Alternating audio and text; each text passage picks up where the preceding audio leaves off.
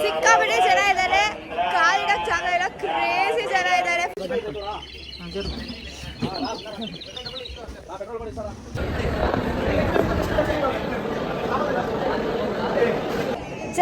ಜರ್ಗಂಡಿ ಅಂತ full fog ಇದೆ. ಇಲ್ಲಿ ಕಾಣಿಸ್ತಾ ಇರ್ಬೋದು ನಿಮ್ಗೆ ಹಿಂದಗಡೆ ನೋಡಿ, ದೇವರೇ ಕಾಣಿಸ್ಲಿಲ್ಲ.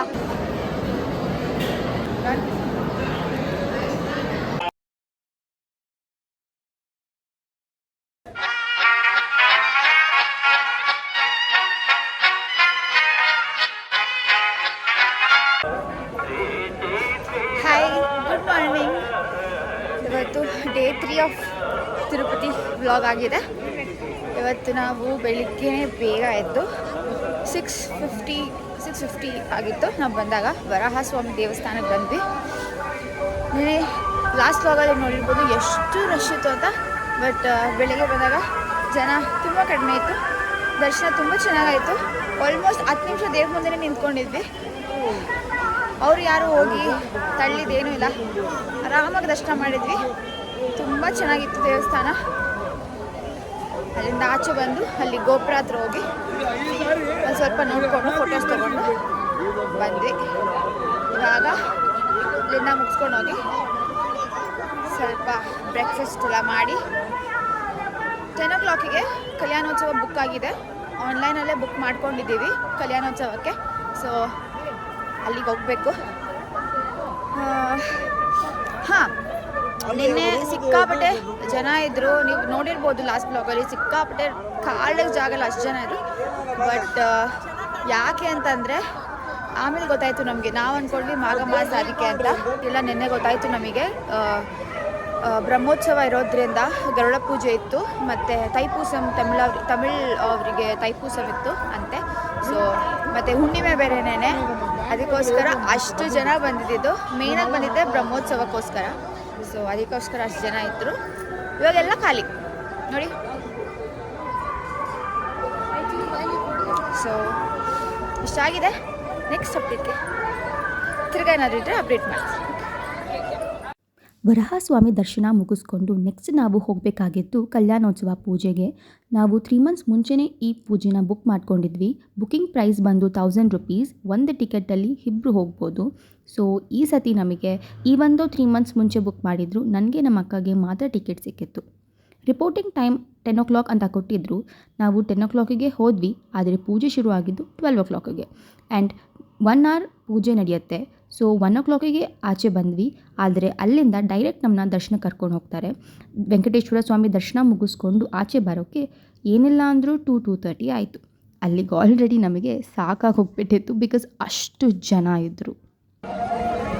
ಹಾಯ್, ನಾವು ಬೆಳಗ್ಗೆನೇ ದರ್ಶನ ಮುಗಿಸಿದ್ವಿ. 10 ಗಂಟೆಗೆ ನಮಗೆ ಕಲ್ಯಾಣೋತ್ಸವ ಆಯಿತು. ಕಲ್ಯಾಣೋತ್ಸವಕ್ಕೆ ಹೋಗಿ ಅದನ್ನು ಮುಗಿಸ್ಕೊಂಡು ಅಲ್ಲಿಂದ ದರ್ಶನಕ್ಕೆ ಬಿಟ್ಟರು. ಕಲ್ಯಾಣೋತ್ಸವ ಅದ್ರ ಅಲ್ಲೇ ಮಾಡಿರ್ತಾರೆ ದರ್ಶನಕ್ಕೆ ಹೋಗೋಕ್ಕೆ. ಸೊ ಫ್ರೀ ದರ್ಶನ ಅವರು ನಾವು ಎಲ್ಲ ಒಟ್ಟಿಗೆ ಮರ್ಜ್ ಮಾಡ್ತಾರೆ. ಸೊ ಅಲ್ಲಿಗೆ ಹೋದ್ವಿ. ಕಲ್ಯಾಣೋತ್ಸವ ತುಂಬ ಚೆನ್ನಾಗಾಯಿತು. ಅಲ್ಲಿಂದ ಮುಗಿಸ್ಕೊಂಡು ಅಲ್ಲಿಂದ ಆಚೆ ಬರ್ತಾ ಅವರು ಅಕ್ಷತೆ ಕೊಡ್ತಾರೆ. ಅಕ್ಷತೆ ಇಸ್ಕೊಂಡು, ಅದು ಆ್ಯಕ್ಚುಲಿ ಒಳ್ಳೆಯದು. ಅಕ್ಷತೆ ಇಸ್ಕೊಳ್ಳೋದು, ಅಕ್ಷತೆ ಹಾಕಿಸ್ಕೊಳ್ಳೋದು ಎರಡೂ ಒಳ್ಳೆಯದು. ಅದನ್ನು ಈಸ್ಕೊಂಡು ಅಲ್ಲಿಂದ ಬಂದ್ವಿ. ದರ್ಶನಕ್ಕೆ ಜಾಗ ಮಾಡಿಕೊಟ್ರು. ಅಲ್ಲಿಂದ ಬಂದ್ವಿ. ದರ್ಶನಕ್ಕೆ ಎಷ್ಟು ಜನ ಇದ್ದರು, ಸಿಕ್ಕಾಪಟ್ಟೆ ಜನ ಇದ್ದರು. ಫುಲ್ ನುಗ್ಗಲೆಲ್ಲ ಆಗ್ತಿತ್ತು, ಅಷ್ಟು ಜನ ಇದ್ದರು. ಬಟ್ ದರ್ಶನಕ್ಕೆ ಹೋಗ್ಬೇಕಾದ್ರೆ ತುಂಬ ರಶ್ ಆಗೋಯ್ತು. ಫುಲ್ ರಶ್ ಆಗೋಯ್ತು. ಬೇಡಕ್ಕಾಗುತ್ತೋ ಇಲ್ವೋ ಅಂತಲೇ ಅನಿಸ್ಬಿಟ್ಟಿತ್ತು. ಬಟ್ ದರ್ಶನಕ್ಕೆ ಅಂತ ಹೋಗ್ಬೇಕಾದ್ರೆ ಸಿಕ್ಕಾಪಟ್ಟೆ ಭಯ ಆಗ್ತಾಯಿತ್ತು. ಏನಪ್ಪ ಹೆಂಗೆ ದರ್ಶನ ಆಗುತ್ತೆ ಅಂತ. ಆದರೆ ದರ್ಶನಕ್ಕೆ ಹೋದಾಗ ನಮ್ಮ ಮುಂದೆಗಡೆ ಒಬ್ಬರು ಆಂಟಿ ಇದ್ದರು. ಅವ್ರ ಮಗುನ ಎತ್ಕೊಬಿಟ್ರು ದೇವ್ರನ್ನ ತೋರ್ಸೋಕ್ಕೆ. ನಮಗೆ ದೇವರೇ ಕಾಣಿಸ್ಲಿಲ್ಲ. ಫುಲ್ ಬೇಜಾರಾಗ್ತಿತ್ತು. ಅಲ್ಲೇ ವಾಲಂಟಿಯರ್ ಯಾರೋ ಇದ್ದರು. ಅವರು ಹಿರಿ ಅಂದ್ಬಿಟ್ಟು ನಮಗೆ ಇನ್ನೊಂದು ಬ್ಯಾರಿಕೇಡ್ ಹಾಕಿದ್ದಾರೆ. ಅಲ್ಲಿಂದ ಬನ್ನಿ ಕಾಣಿಸುತ್ತೆ ಅಂತಂದರು. ಅಲ್ಲಿಗೆ ಹೋದ್ವಿ. ಓ ಮೈ ಗಾಡ್, ನೀವು ನಂಬ್ತಿರೋ ಬಿಡ್ತಿರೋ, ದೇವ್ ಮುಂದೆ ಫಸ್ಟ್ ಬ್ಯಾರಿಕೇಡ್ ಇದೆ. ಫಸ್ಟ್ ಬ್ಯಾರಿಕೇಡಲ್ಲೇ ನಿಂತ್ಕೊಂಡಿದ್ವಿ. ಫುಲ್ ದೇವ್ರನ್ನ ನೋಡಿದ್ವಿ. ಅಲ್ಲಿ ಯಾರು 1 minute ಒಳಗೇನೆ ದೇವ್ರನ್ನ ನೋಡೋಕೆ ಬಿಡಲ್ಲ. ಬನ್ನಿ ಅಂತ ಹೇಳ್ಕೊಬಿಡ್ತಾರೆ. ಬಟ್ ನಾವು 1 ನಿಮಿಷ ನಿಂತ್ಕೊಂಡಿದ್ವಿ ದೇವ್ರನ್ನ ನೋಡಿಕೊಂಡು. ಓ ಮೈ ಗಾಡ್, ಸಕ್ಕತ್ತಾಗಿತ್ತು. ಕಣ್ಣು ತುಂಬ ನೋಡಿದ್ದೀನಿ ದೇವ್ರನ್ನ. ನಾನಂತೂ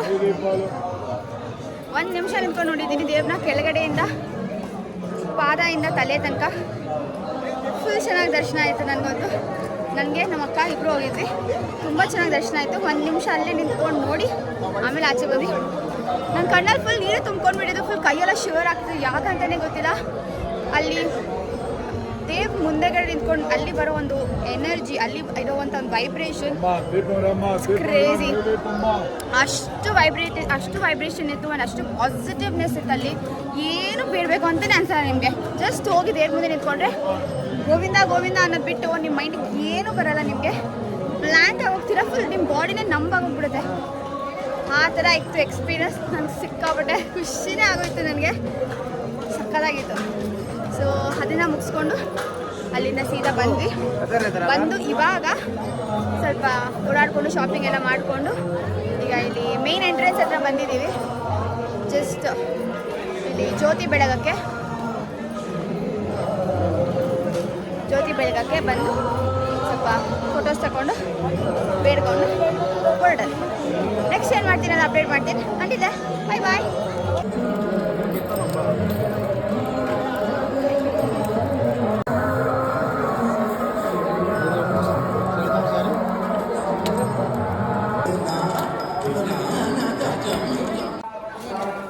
ನೀವು ಹೋಗಿದ್ರಲ್ಲ, ನೀವಿಬ್ಬರೇ ಸೆಪ್ರೇಟು, ನಿಮ್ಗೆ ಹೆಂಗಾಯ್ತು ದರ್ಶನ? ನಿಮ್ದು ಏನು ಪೂಜೆ ಇತ್ತು?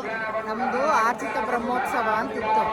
ಕಲ್ಯಾಣೋತ್ಸವ ಆದಮೇಲೆ ಸೆಕೆಂಡ್ ಸ್ಟೆಪ್ಪು ಆರ್ಜಿತ ಬ್ರಹ್ಮೋತ್ಸವ. ಅದು ಬರೀ 1/2 ಅವರ್ ಅಷ್ಟೇ. ಅದು 1/2 ಅವರ್ ಪೂಜೆ ಆದಮೇಲೆ ನಮಗೆ ಸ್ಟ್ರೈಟ್ ಡೈರೆಕ್ಟ್ ದರ್ಶನ ಕೊಡ್ತಾರೆ. ದರ್ಶನನೂ ಚೆನ್ನಾಗಾಯ್ತು. ಸ್ವಲ್ಪ ಲೂಟ್ ಇತ್ತು, ಬಟ್ ಅದು ದರ್ಶನ ಚೆನ್ನಾಗಾಯ್ತು. ದೇವ್ರು ಚೆನ್ನಾಗಿ ಕಾಣಿಸ್ತು.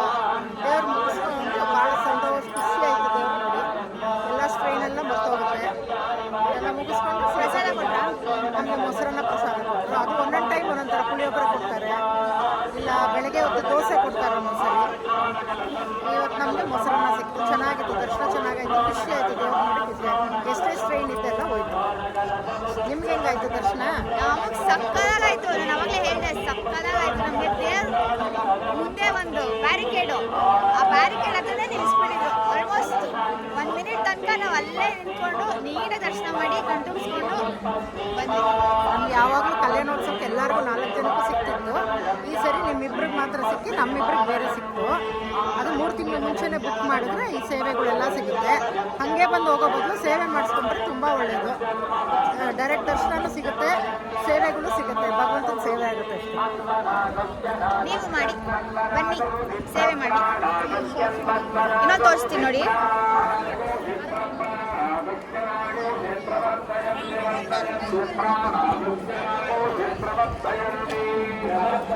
ಎಂಟ್ರೆನ್ಸ್ ಹತ್ರ ಜ್ಯೋತಿ ಬೆಳಗಿ ಹಾಗೆ ಸ್ವಲ್ಪ ಮುಂದೆ ನಡ್ಕೊಂಡು ಹೋದರೆ ನಿಮಗೆ ಶಾಪಿಂಗ್ ಕಾಂಪ್ಲೆಕ್ಸೇ ಸಿಗತ್ತೆ. ನಾವು ಅಲ್ಲೇ ಸ್ವಲ್ಪ ಶಾಪಿಂಗ್ ಮಾಡಿಕೊಂಡು ಸೀದಾ ರೂಮ್ಗೆ ಹೋಗಿ ರೆಸ್ಟ್ ಮಾಡಿ ನೆಕ್ಸ್ಟ್ ನಾವು ಹೋಗಿದ್ದೆ ನಮ್ಮೆಲ್ಲರ ಫೇವ್ರೆಟ್ ಲಡ್ಡು ಕಲೆಕ್ಟ್ ಮಾಡೋಕ್ಕೆ. ಇದು ಲಡ್ಡು ಡಿಸ್ಟ್ರಿಬ್ಯೂಟ್ ಮಾಡೋ ಜಾಗ. ಇಲ್ಲಿ ಸುಮಾರು ಕೌಂಟರ್ಸ್ ಇದೆ. ಎಲ್ಲ ಕೌಂಟರ್ಸಲ್ಲೂ ಲಡ್ಡು ಡಿಸ್ಟ್ರಿಬ್ಯೂಟ್ ಮಾಡ್ತಾ ಇರ್ತಾರೆ. ಒಂದು ಲಡ್ಡು ಬಂದು 50 ರುಪೀಸ್. ಅದೇ ನಿಮಗೆ ಸ್ವಲ್ಪ ದೊಡ್ಡ ಸೈಜ್ ಲಡ್ಡು ಬೇಕು ಅಂದರೆ 200 ರುಪೀಸ್ ಕೊಡಬೇಕು. ಬಟ್ ನೀವು ದರ್ಶನ ಟಿಕೆಟ್ ತೋರಿಸಿದ್ರೆ ಒಂದು ಟಿಕೆಟ್ಗೆ 10 ಲಡ್ಡು ಕೊಡ್ತಾರೆ. ನಮ್ಮ ಹತ್ರ 2 ಟಿಕೆಟ್ ಇತ್ತು. ಒಂದು ಕಲ್ಯಾಣೋತ್ಸವ ಅದು, ಇನ್ನೊಂದು ಬ್ರಹ್ಮೋತ್ಸವ ಅದು. ಸೊ ನಮಗೆ 2 ಟಿಕೆಟಿಂದ 20 ಲಡ್ಡು ಸಿಕ್ತು. ಇದತ್ರ ಹೋಗ್ತಾ ಇದ್ದಂಗೆ ತುಪ್ಪದ ಸ್ಮೆಲ್ಲು ಘಮ ಘಮ ಅಂತ ಬರ್ತಾ ಇರುತ್ತೆ. ಒಂದಷ್ಟು ಲಡ್ಡೂಸ್ನ ತಿಂದುಬಿಡಬೇಕು ಅಂತ ಅನಿಸ್ತಾ ಇರುತ್ತೆ. ಯಾರೆಲ್ಲ ಇಲ್ಲಿಗೆ ಹೋಗಿಲ್ಲ, ಯಾರೆಲ್ಲ ಎಕ್ಸ್ಪೀರಿಯೆನ್ಸ್ ಮಾಡಿಲ್ಲ, ತಿರುಪತಿಗೆ ಹೋದಾಗ ನೀವೇ ಖುದ್ದಾಗಿ ಹೋಗಿ ಲಡ್ಡು ಕಲೆಕ್ಟ್ ಮಾಡ್ಕೊಂಡು ಬನ್ನಿ. ಬಿಕಾಸ್ ಈ ಎಕ್ಸ್ಪೀರಿಯೆನ್ಸ್ ಬ್ಯೂಟಿಫುಲ್. ಹಾಗೆ ಸ್ವಲ್ಪ ಓಡಾಡಿಕೊಂಡು ನೆಕ್ಸ್ಟ್ ಸೀದಾ ನಾವು ರೂಮ್ಗೆ ಹೋಗಿ ಮಲ್ಕೊಂಡ್ಬಿಟ್ವಿ. ಬಿಕಾಸ್ ಬೆಳಿಗ್ಗೆನೇ ನಾವು ಬೇಗ ಎದ್ದು ರೂಮ್ ಚೆಕ್ಔಟ್ ಮಾಡಬೇಕಾಗಿತ್ತು. ಆ್ಯಂಡ್ ಮೋಸ್ಟ್ ಇಂಪಾರ್ಟೆಂಟ್ಲಿ ಶ್ರೀವಾರಿ ಪಾದ ಹತ್ರ ಹೋಗಬೇಕಾಗಿತ್ತು ನಾವು. Hi guys, good morning. ಇವತ್ತು ತಿರುಪತಿಲಿ ಲಾಸ್ಟ್ ಡೇ, ಅಂದರೆ 4th day of Tirupati vlog ಆಗಿರ್ತಿದ್ದು. ಇವತ್ತು ಬೆಳಿಗ್ಗೆ ಬೇಗ ಎದ್ದು ಶ್ರೀವಾರಿ ಪಾದ ಹತ್ರ ಬಂದಿದ್ದೀವಿ.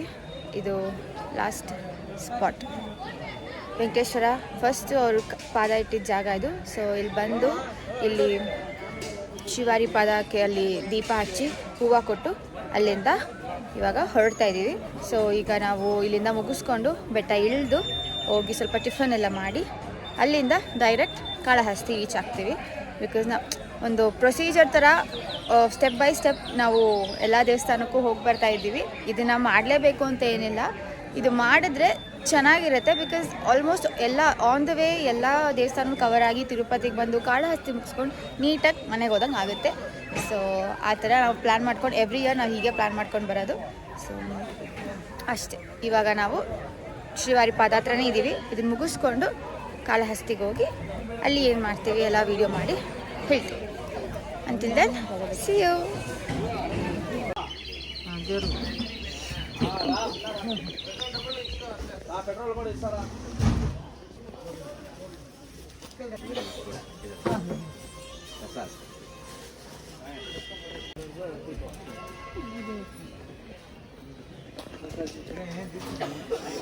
ಶ್ರೀವಾರಿ ಪಾದ ಹತ್ತಿರ ಹೋಗಿ ದೀಪ ಬೆಳಗಿ ಮೆಟ್ಲತ್ಕೊಂಡು ಹೋಗಿ ಪಾದ ನಮಸ್ಕಾರ ಮಾಡಿಕೊಂಡು ಹೂವು ಅರ್ಪಿಸ್ಬಿಟ್ಟು ಬಂದ್ವಿ. ಅಲ್ಲಿಗೆ ಆಲ್ರೆಡಿ ನಮಗೆ ಸಖತ್ ಹಸುವಾಗ್ಬಿಟ್ಟಿತ್ತು. ಅಲ್ಲಿಂದ ಸೀದಾ ನಾವು ಹೊರಟಿದ್ದೆ ಕಾಳಹಸ್ತೇಶ್ವರ ಸ್ವಾಮಿ ದೇವಸ್ಥಾನಕ್ಕೆ.